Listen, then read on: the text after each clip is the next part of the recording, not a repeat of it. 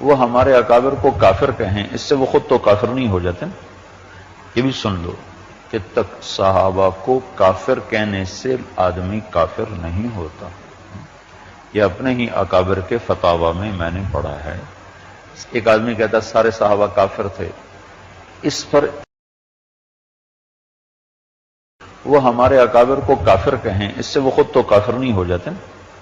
یہ بھی سن لو کہ تک صحابہ کو کافر کہنے سے آدمی کافر نہیں ہوتا۔ یہ اپنے ہی اکابر کے فتاوی میں نے پڑھا ہے۔ ایک آدمی کہتا سارے صحابہ کافر تھے، اس پر اس کے کفر کا فتویٰ نہیں آئے گا۔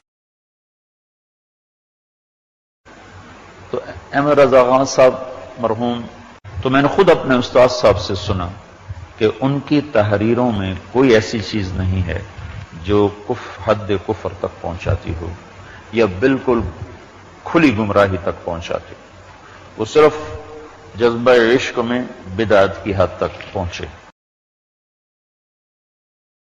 وہ مودودیت کوئی فرقہ کوئی نہیں۔ مولانا مودودی صاحب رحمۃ اللہ علیہ نیک آدمی تھے، اچھے عالم تھے، انہوں نے کوئی الگ فرقہ نہیں بنایا، کوئی الگ انہوں نے کوئی فقہ نہیں لکھی، کوئی الگ اپنا اجتہاد نہیں کیا۔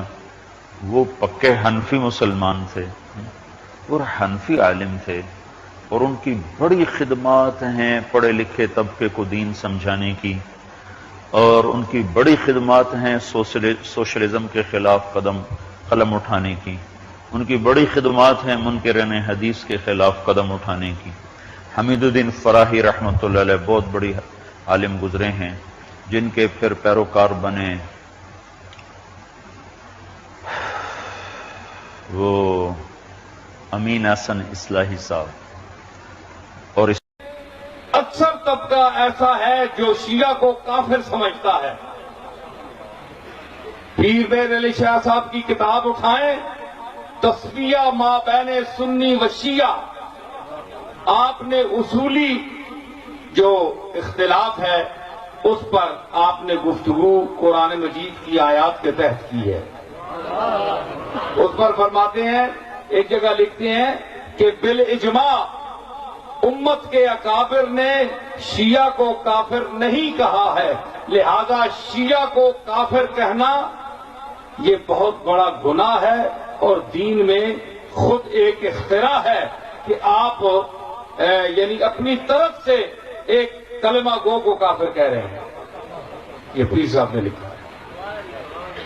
دوسری بات کہ دیکھیں، ہمارے دیوبندی حضرات ہوں، شیعہ حضرات ہوں، تبلیغی جماعت ہو، اہل حدیث ہوں، کوئی فرقہ بھی ہو، ہمارا مرکز قرآن مجید ہے۔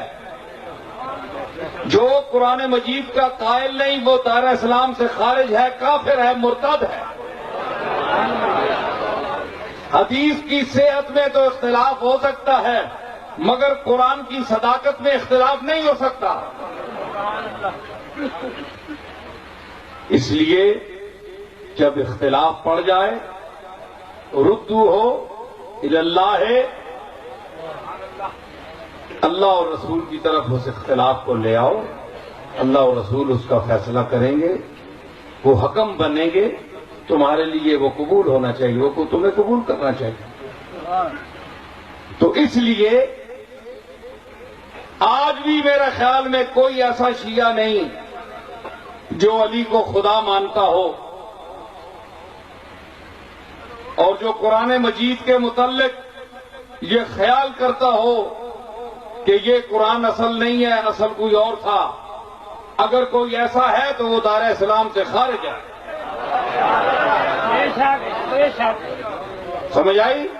تو بحمداللہ ایسا کوئی شیعہ نہیں، محب اہل بیت ہے۔